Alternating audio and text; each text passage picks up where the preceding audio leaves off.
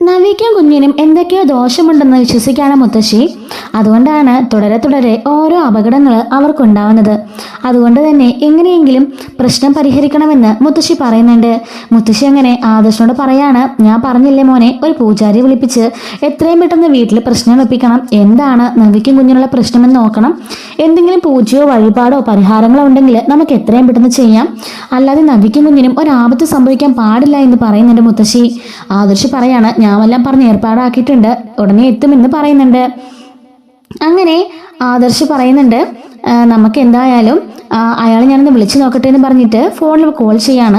അങ്ങനെ അതാ ഞാൻ എത്തിയെന്ന് പറയുന്നുണ്ട്. അങ്ങനെ പൂജാരി വീട്ടിലേക്ക് വരുന്നുണ്ട്. അങ്ങനെ പൂജയ്ക്കുള്ള എല്ലാ സംഭവങ്ങളും നയന റെഡിയാക്കുന്നുണ്ട് കേട്ടോ. അങ്ങനെ എല്ലാവരോടും വന്ന് ഇവിടെ ചുറ്റും ഇരിക്കാൻ പറയാണ്. അങ്ങനെ എല്ലാവരും വന്ന് വീട്ടിൽ ഹാളിൽ ഇങ്ങനെ നിറഞ്ഞിരിക്കുന്നുണ്ട്. ഈ സമയത്ത് നവിയോട് വന്നിട്ട് മുമ്പിലേക്ക് കയറിയിരിക്കാൻ പറയാണ്. അങ്ങനെ വന്ന ആള് കബഡിയൊക്കെ നിർത്തി ഇങ്ങനെ പ്രശ്നമൊക്കെ നോക്കുകയാണ്. നവിയുടെ ജാതകമൊക്കെ നോക്കുന്നുണ്ട്.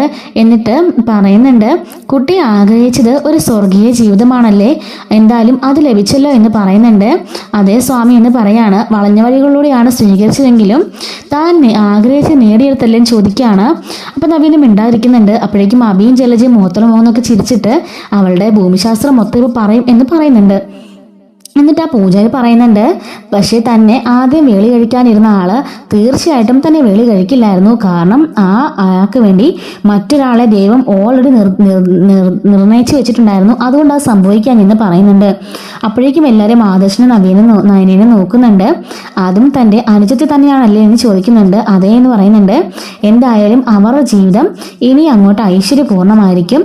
അവര് ശ്രീരാമനെയും പാർവതിയും പോലെയാണ്, ആർക്കും പിരിക്കാൻ കഴിയില്ല എന്നൊക്കെ പറയുന്നുണ്ട്. എന്നിട്ട് നവിയോട് പറയാണ്, പക്ഷെ തനിക്ക് ഒരു കാര്യത്തിൽ തെറ്റുപറ്റി, താൻ കണ്ടെത്തിയ ആളിൽ തനിക്കൊരു തെറ്റുപറ്റിപ്പോയി എന്ന് പറയാണ്. അപ്പോഴേക്കും നവി ഇങ്ങനെ പുച്ഛത്തോടെ അഭിയെ നോക്കുന്നുണ്ട്.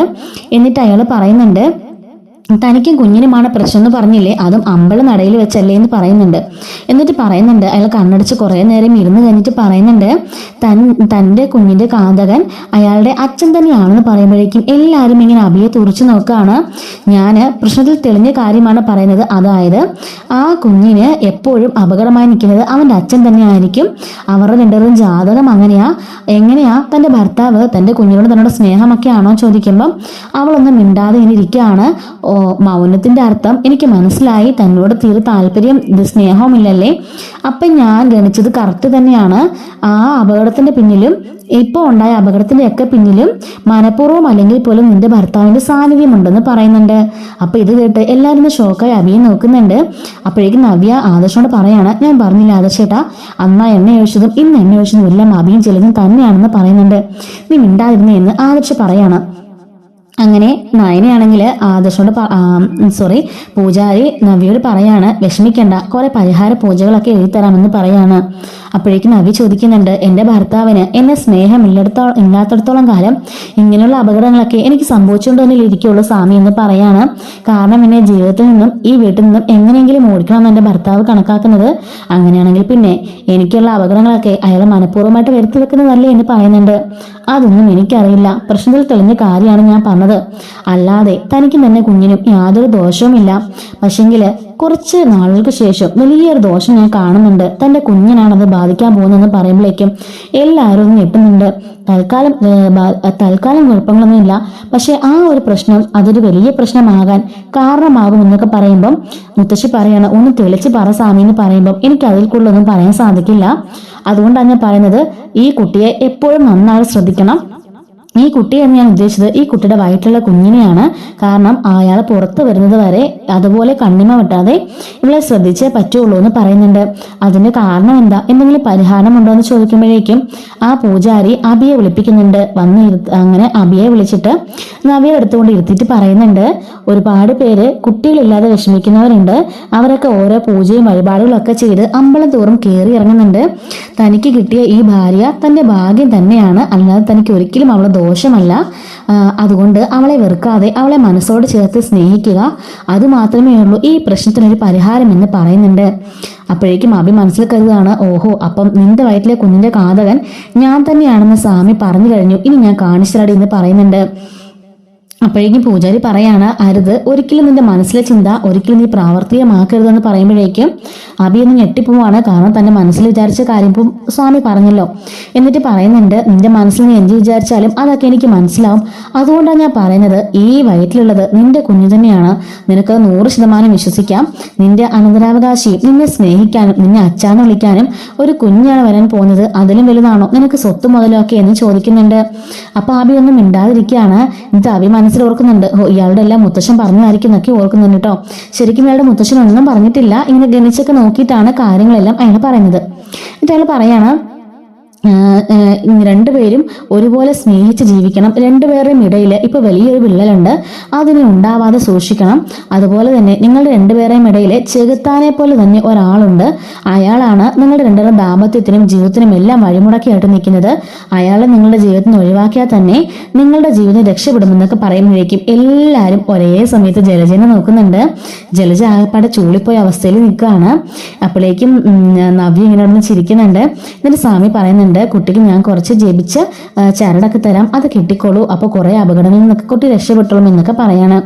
അങ്ങനെ പൂജാരി എന്നെ അവളുടെ കയ്യിൽ ചരട് കെട്ടി കൊടുക്കുമ്പോൾ അഭിയെ നോക്കിയിട്ട് പറയാണ്, നീ എന്തൊക്കെ വേണമെങ്കിലും ചെയ്തോടി, പക്ഷെ നിന്നെ ഞാൻ കൊന്നിരിക്കും, നിന്റെ കുഞ്ഞിനെയും ഈ ഭൂമിയിലേക്ക് ആ അസുര വിത്തിനെ വരാൻ ഞാൻ സമ്മതിക്കില്ല എന്നൊക്കെ പറയുന്നുണ്ട്.